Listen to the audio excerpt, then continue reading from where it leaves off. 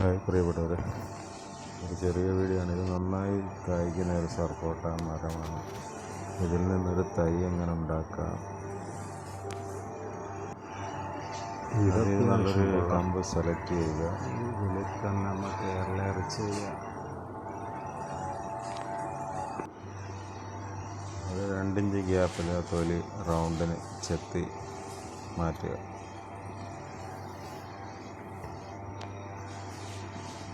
ഇത് നല്ലവണ്ണം കായ പിടിക്കുന്നതാണ് കേട്ടോ.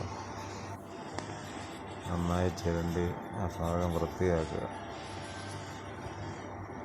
ഇവിടെ നമ്മൾ തൊണ്ടിൽ തണലത്ത് കിടക്കുന്ന മണ്ണ് നിറച്ച് കെട്ടിവെക്കുകയാണ് ചെയ്യുന്നത്. അപ്പോൾ പെട്ടെന്ന് വേരിറങ്ങും. ഏതാണ്ട് 2 മാസം എടുക്കും. ഇതിൻ്റെ ഗുണം, ഈ തൈ പെട്ടെന്ന് കായ പിടിക്കും. ഇതുപോലെ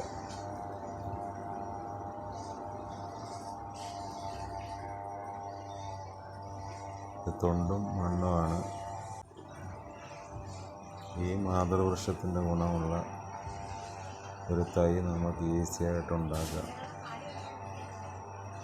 അതുപോലെ ഞാനുണ്ടാക്കിയ തൈയായത്.